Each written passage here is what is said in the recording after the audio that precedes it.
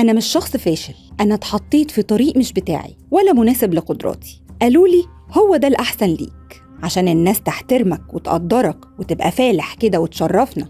بس محدش سألني أنت بتعرف تعمل إيه، ولا نفسك تطلع إيه، ولا حتى بتحب إيه. شباب وبنات كتير ما اختاروش كليتهم ولا شكل حياتهم، اتحطوا في طريق اتقال عليه هو ده المضمون، هو ده المستقبل، بس الحقيقة كانت أكبر جدا من قدراتهم وبعيدة كل البعد عن ميولهم، وللأسف بنتفاجئ بالنتيجة. يلا بينا نبدأ الحلقة الرابعة من بودكاست ولاد امبارح، واللي هنتكلم فيها عن اختيارات تناسب القدرات. تيجوا نسمع ضيوفنا؟ يلا بينا.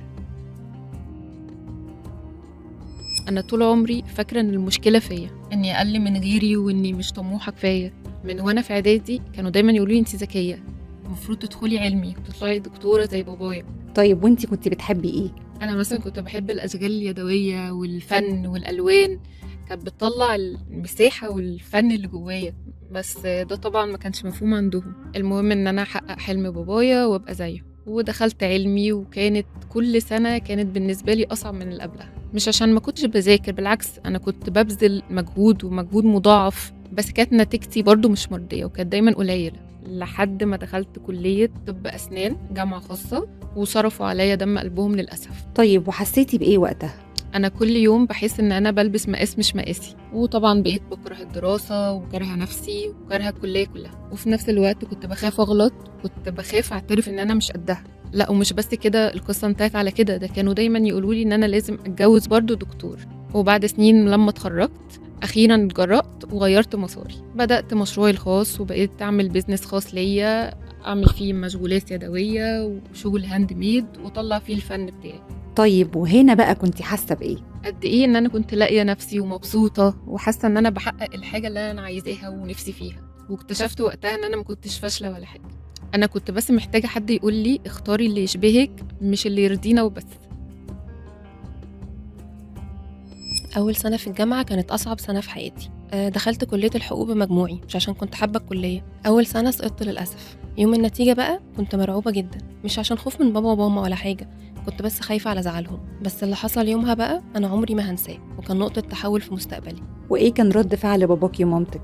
قعدوني كده بهدوء وسألوني تفتكري اللي حصل ده سببه إيه؟ قالوا لي ساعتها إيه اللي مضايقك؟ محدش فيهم عاقبني ولا قلل مني ولا عمل لي حاجة، بالعكس خالص، قالوا لي إحنا معاكي، وعرضوا عليا ان انا اكمل في الكليه اللي انا فيها ولا ممكن احول جامعه خاصه يكون ده اريح لي. وحسيتي بايه بقى وقتها؟ لاول مره احس ان الغلط ده مش نهايه العالم، وان دعمهم ليا اداني دفعه قويه، واني مش فاشله خالص، انا بس محتاجه دعم وفرصه. طيب وقررتي تعملي ايه؟ قررت اكمل في كليه حقوق زي ما انا، وعافرت وذاكرت وقدرت انجح كل سنه بتقدير كويس. والفرق اني ما بقتش اذكى ولا حاجه، الفرق ان هم وثقوا فيا ودعموني.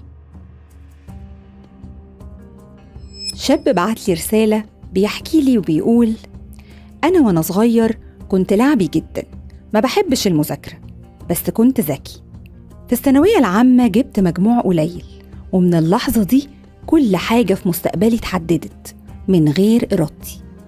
بابا قرر إني لازم أدخل كلية الزراعة علشان أمسك شغله معاه.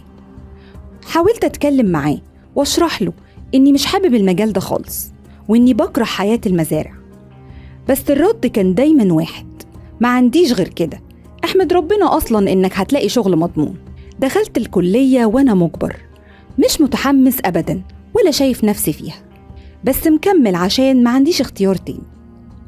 اتخرجت ومسكت شغل بابا، كل يوم كان أصعب من اللي قبله، ضغط نفسي، مشاكل مع بابا، فقدان شغف، حاسس إن عمري بيضيع. وبابا اعتمد عليا في مشاريع كتير وللأسف فشلت. كل فشل كان بيزود إحساسي بالذنب والعجز. خسرت فلوس كتيرة لحد ما وصلت لمرحلة الاكتئاب ورحلة علاج طويلة جدا. اتعرض عليا بعدها فرص كويسة جدا في مجالي، بس خوفي كان دايما أكبر، خوف من الفشل، خوف من المحاولة، حتى خوف من تكرار الوجع. دلوقتي حرفيا ما بقيتش قادر أشتغل ولا عندي ثقة ولا طاقة إني أقدر أبدأ تاني من جديد. القصص اللي سمعناها بتأكد حقيقة إن ربنا ما خلقناش كلنا نسخة واحدة، وربنا سبحانه وتعالى قال في كتابه الكريم: لا يكلف الله نفسا إلا وسعها. يعني لكل واحد مهارات وقدرات وطاقة، لكن إحنا أحياناً من غير ما نقصد بنكلف ولادنا ونحملهم أكتر من طاقتهم، وبنفرض كمان عليهم طرق مش شبههم، وبنسمي ده حرص وخوف عليهم. القصص دي وغيرها كتير بتقول لنا إن القسوة عمرها ما صنعت إنسان أقوى، لكن الرفق صنع إنسان قادر يكمل. نصيحتي لكل أم وأب، ما تختاروش لولادكم، لكن علموهم هم إزاي يقدروا يختاروا. ساعدوهم يكتشفوا قدراتهم وإمكانياتهم ويطوروها ويحققوا حلمهم هم، مش أحلامنا إحنا فيهم. إحنا ولاد امبارح، ولسه في مننا اللي تايه في طريق مش بتاعه. وسؤالي بعد الحلقة دي لكل أب وأم، يا ترى لسه ناوي تجبر ابنك أو بنتك يحققوا حلمك؟ ودي كانت آخر حلقة من حلقات بودكاست ولاد امبارح في شهر رمضان، واللي كان هدفها إننا نفهم إن لما كنا ولاد امبارح كل وجع شفناه عايش معانا لحد ما بقينا أهالي النهاردة، فناخد بالنا من كل حاجة بنعيشها النهاردة مع أولاد. بشكر كل ضيوفنا اللي شاركونا وشرفونا بقصصهم الملهمة، وبتمنى من كل قلبي إنكم تكونوا استمتعتوا واستفدتوا بيها، على أن ألتقي بكم على خير بعد العيد بإذن الله. وكل عام وحضراتكم بخير ودمتم بأمان.